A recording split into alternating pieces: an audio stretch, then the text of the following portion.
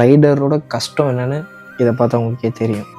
எல்லாருமே கேட்குறீங்க, ஏன் நல்லா வீடியோ போடலன்னு. எல்லாருக்குமே ஒரே காரணம் தான். அதாவது நாங்கள் இருந்த ரூமில் வந்து பார்த்திங்கன்னா ரூமை சேஞ்ச் பண்ண சொல்லிட்டாங்க. நாங்கள் வந்து பார்த்திங்கன்னா ரூம் வந்து எல்லா இடத்துலையுமே கேட்டோம், A to Z. அதாவது நாங்கள் இருக்கிற ஜோன்லேயே வந்து பார்த்திங்கன்னா கொஞ்சம் ட்ரை பண்ணி பார்த்தோம், எங்கேயுமே ரூம் கிடைக்கல.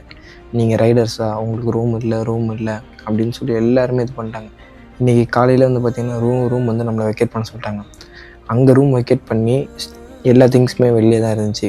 அப்போ கூட நாங்கள் ஒரு ரூம் கன்ஃபார்ம் பண்ணோம். அந்த ரூம் வந்து பார்த்திங்கன்னா நீங்கள் ரைடர்ஸாக இருந்தால் உங்களுக்கு ரூம் இல்லை அப்படின்ட்டாங்க.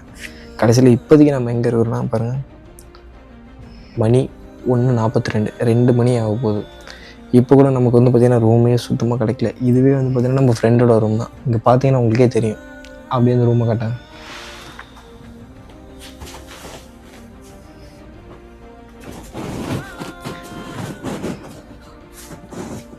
இது கூட வந்து பார்த்திங்கன்னா ஃப்ரெண்டோட ரூம் தான். இது வந்து நம்ம ரூமான்னு கேட்டால் கிடையாது. தற்சமயத்துக்கு ஒரு நாளைக்கு இதுதான் நம்மளோட ரூமு. ஏன்னா எவ்வளோ ட்ரை பண்ணி பார்த்தோம், எங்கேயுமே முடியல. நம்ம ஃப்ரெண்டு தான் அப்புறம் நீ இங்கே வந்துருப்பா அப்படின்னு சொன்னார். அவரோட ரூமில் தான் இருக்கிறோம். மேபி ரூம் எல்லாமே செட் பண்ணுறதுக்கு இன்னும் ஒரு 2 நாள் கிட்ட ஆகிடும்னு நினைக்கிறேன்.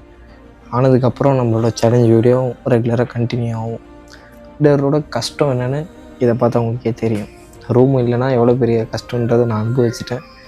நீங்கள் யாராவது அனுபவிச்சிருந்தீங்கன்னா கமெண்ட்டில் சொல்லுங்கள். நன்றி.